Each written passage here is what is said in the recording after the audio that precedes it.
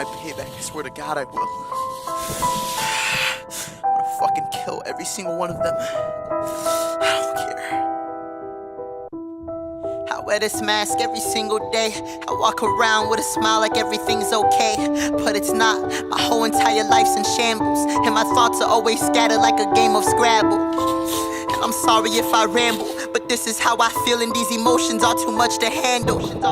And I ain't got no one to talk to. I feel so alone in these halls in which I walk through. I go to school and I get laughed at, and when I try to make a friend, I get backstabbed. And when I walk to class, they always yank my backpack. They knock me down and yell, "Take that, you fag bag." And everybody laughs hysterically. How could they treat someone so cruel and so carelessly? They don't even know my name or a thing about me. So ashamed, this world is probably better off without me. I feel worthless, questioning myself, what did I ever do to deserve this? I feel nervous every time I step inside my class, cause the second I walk in, I start being harassed. They leave notes right upon my desk, telling me that I should wrap a rope around my neck, sending threats that they'll kick my ass right after school. And if I open up my mouth, I'm only adding fuel. So I stay quiet, and when teachers ask what's going on, I just deny it. And they pie it every single time. Can't they realize these lies which I hide behind? Or can't they hear it in my voice? I fabricate the truth cause I ain't really got no choice. Constantly in fear, I walk these halls in pure trepidation. Why do all these kids cause me so much devastation?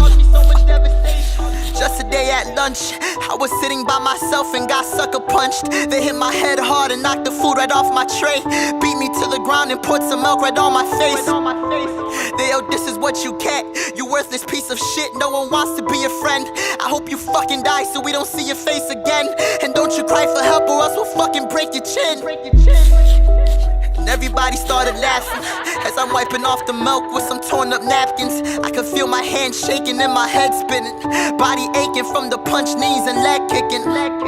I grab my book bag and limp away, thinking to myself the same shit a different day. So I step inside the bathroom to be alone, and from inside the stars I heard a voice so unknown. So I knocked and opened up the door. It was a kid breaking down on the bathroom floor. So I asked him what his name was and what was wrong. He slowly looked up and told me that his name was Tom. He said, "I'm sick of being picked on, sick of being laughed at. My life is one big sitcom. I can't do this shit no more. My heart is torn apart playing a game of tug of war. Cause one half seeks forgiveness and the other wants revenge for the pain inflicted. They're the reason why my happiness is so restricted. Can you blame me for the way I feel and being vindictive?"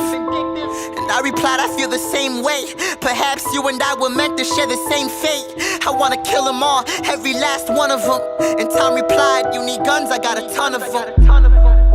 From that point forward, we both made a promise that would bring us so much closer. Looked him in his eyes and I could tell we shared the same drive, the same hate deep inside from being victimized. So we shook hands and made a deal that we keep our mouths shut and our plans concealed. A few hours passed and we met up at his house. The thought of finally getting vengeance made us both aroused. The house was empty with nobody home. He said, "My family's on vacation and left me alone." I feel disowned, and to be honest, I've grown numb to it. Cause my whole life, all I've ever done was run from it. But that shit stops tomorrow. I swear to fucking God that everyone will feel my sorrow. And then he pulled out 2 duffel bags. He said, "This is for those who cause us trouble on our paths." And each bag had weapons loaded, handguns, magazines, and homemade explosives. We agreed that tomorrow they would feel our wrath, and every classroom in the school would be a bloodbath. I finally felt like I had power, and when tomorrow comes I show them all who's the real coward. For all the tears that they made me shed, for all the fear that made me wish that I was fucking dead. I just wish I had some help. I wish the ones I love did not ignore my mental health. My parents hardly speak to me, how could they ever tell? I'm a danger to myself and our society as well, and it's too late. I'm so broken, way beyond repair. Tired of hoping that somebody out there really cares. But maybe now they will finally pay some attention. Maybe now they will finally show some affection. To the kids at school, I hope that you regret the torment that you put me through. All I wanted was a friend, someone to have my back, to put my pain at ease and place my mind back on track. I've been bullied my entire life. My heart is filled with hatred, agony, and so much strife. This was the only way I could escape. I had to let go and finally lose my grip with faith. These are my final words, and by now I'm probably dead underneath the dirt. I am the product of a blessing that was once neglected. I am the product of an angel that became demented. I promise you I'm not the only one. Pay attention to the closest and the lonely ones. Try and help before it's too late, before they end up just like me and meet their doomsday. Just today, there was a shooting at Traverse Ridge High School. Shooters were identified as two males by the names of Christian Davis and Tom Wilson. Christian and Tom were both seniors at Traverse Ridge High School and were expected to graduate this coming June.